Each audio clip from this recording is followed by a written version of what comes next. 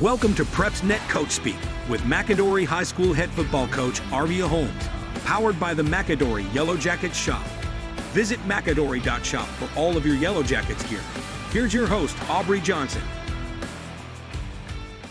Welcome back, Coach. Yes, sir. Glad to be back. All right, so you played Brookwood 2 Fridays ago and beat them pretty well, 54-27. Tell us about that game. Yeah, that game, we talked about, it being homecoming and Yes, a lot sir. of distractions. And, we started and it was a little bit of a homecoming hangover. Boy. And they did a lot of good things on offense that creates a lot of issues. And if you don't tackle well, if you're not lining up well on the defense side of the ball, Right. It creates some problems. So they did a really good job of controlling the ball, getting first downs, and as soon as we thought we had them stopped, they would pick up another first down. So defensively, I don't think we played up to the standard. I think the guys came out a little sluggish. We had a hard time getting lined up to some of the stuff that they were doing, and they gave us some issues, from a defensive perspective. Offensively, we were right on beat. Right. The guys performed well. Justin Patton had a really good football game. He threw for 5 touchdowns. Both the running backs had over 100 yards. Carter Fagan, he's gradually getting healthy. He had a really good game, 2 touchdowns. So I was really proud of what we did on the offensive side of the ball, really proud of what we did on special teams. Okay. There's some things we need to get cleaned up on the defense side of the ball that's going to make us better, down the stretch. Yes. And as a play caller, I could have done a better job of putting the defense in better situations, but sometimes you want to try some things that we need to get better at that Sure. I probably could have did something different that would have helped the defense out. So, lessons learned in that game. I'm glad, we got the win, and we'll continue on from there. Any important injuries to note? No, we didn't really have, nothing, catastrophic. Guys just kind of banged up here and there, but Right. nothing to be alarmed of. Okay, all right. So last Friday you were off. So let's talk about this Friday. You've got Central-Tuscaloosa. You're playing in Tuscaloosa, by the way, which is always kind of a tough test. Right. What do you expect to see from them? Yeah, just as you mentioned, going to Tuscaloosa to play is tough. Yeah. Last time we were there, we were playing Northridge, and we barely got out of there with a win. So we go back now against Central, who, Right. They're riding high. Yeah. It's a really good football team. I think they're 4-1, I think. Yes, sir. With their only loss to Bessemer City, but they're a really good football program. They really are. Coach Pippin's over there. Hats off to that guy, man. He's doing a tremendous job with that program.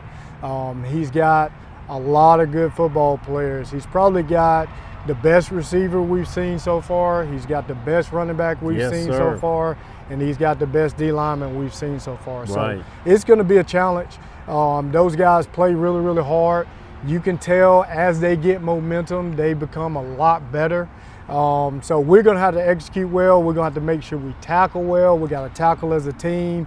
And then on the offensive side of the ball, we got to make sure that we're protecting the football. And when we get an opportunity to make a play, we got to make it. So Right. Going there is going to be tough. Our guys, they understand. We talked about it on Sunday. This is a playoff game. If the way everything's shaking out right now, if we win one more region game, we should be in the playoffs. So Nice. we're treating every game as a playoff game, and this Yeah. is the first one on deck. So we'll see how we perform when we get there. Okay, so then on the 10th, you have Hueytown. Coach, they're 2-3 on the season, but they have lost to some big-time programs. Yeah. So how do you gauge this team? No, Hueytown's not fooling me. Okay. Hueytown's Hueytown. Yeah, I don't look at the record stuff and think nothing of that. Okay. They've been our nemesis since I've been here. Yeah. And we have not beat them since I've been here. Okay. So looking at their record, looking at the teams they played, common opponents and stuff Right. like that, it really doesn't matter. Anytime you're playing a team that we consider as a rival, you can throw all that stuff out of the window. So it's going to be a challenging game for us. We're going to have to make sure that we're ready to play. Fortunately, we get them at home, so hopefully our home field advantage could can help us there. But they're a really good football team, as they have been the last 4 years. Yes, sir. So we definitely going to have to be ready to play against those guys. All right. Yes, sir. So, Coach, you're right at the middle of the schedule. Kind of give us an assessment of the first half of the season. So the first half of the season, I think we've done a really good job of being balanced. Yes, sir.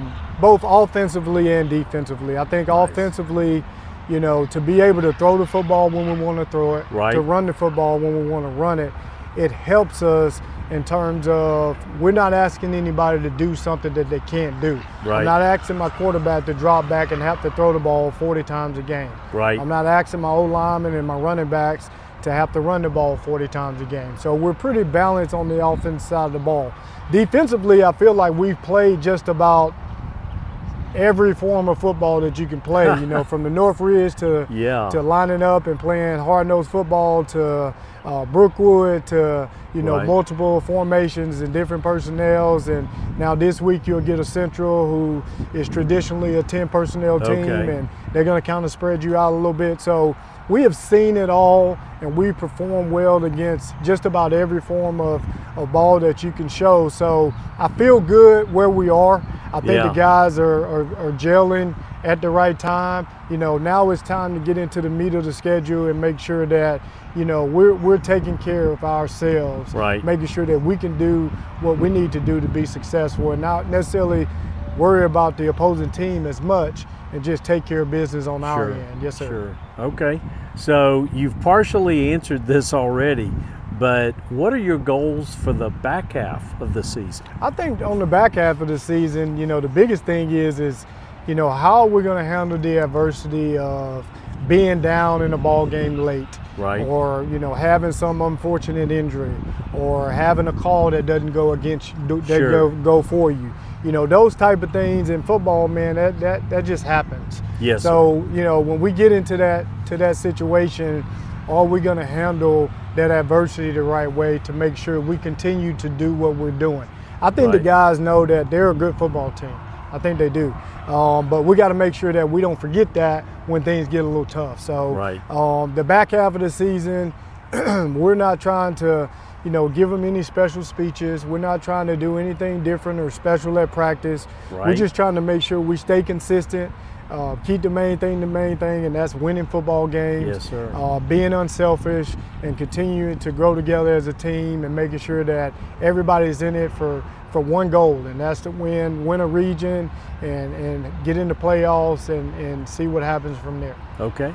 Looking at all the players on the team, who would you say has really kind of stood out over the last couple of weeks? So I'll say this, and we talked about the Brookwood game and injuries and stuff, and Jamari Harris, a senior receiver for me. Okay. Probably one of my fondest players on the team. Okay. But Jamari's had a tough go at it. His sophomore year, he was one of the up-and-coming rising players in the state of Alabama. He had 5 return touchdowns. So going into his junior year, we were really high on him. And then in the offseason, he broke his ankle. So his junior season was tough. It really was. He came back towards the end of the season, but was never quite the same. So we started this season, and things were looking good for him. He had some really good games early on. And then against Brookwood, man, he took a vicious shot. He took a hit over the middle.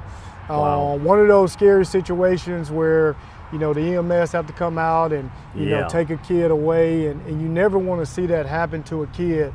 But one thing I'll say about Jamari is that, well, first off, everything's fine and he checked out well. But one of the things I want to say about him is his resilience, his passion for the game, his love for his teammates, and then watching his teammates when he went down on that in that game, watching the tears, watching the true care for their teammates. That's something special. That's something that as a coach, obviously we love winning, and we want to try to win as much as possible. But I think sometimes we lose light of the fact that we're teaching life lessons to these guys, and being able to watch him mature as a player, watch him mature as a person, watch him be resilient, and know that, you know, yeah, football is important, but Right. the main thing is your health and Yes. your education, you know. Yes, So he's a tremendous student on and off the field, great person to be around. So I did want to throw a plug in there for him because Good. he deserves it. That guy's given me everything that I've asked for in this program. He continues to do that, and I wouldn't be shocked if he turns around and try to play this week because that's just the type of player he is. That's what he does. Yeah, so I love him to death, man, and super proud of him, and I'm glad he's okay. Well, that's great. Coach, that's our show. We appreciate your time. And as always, we appreciate yours. Join us again in a couple of weeks for another McAdory edition of Coach Speak.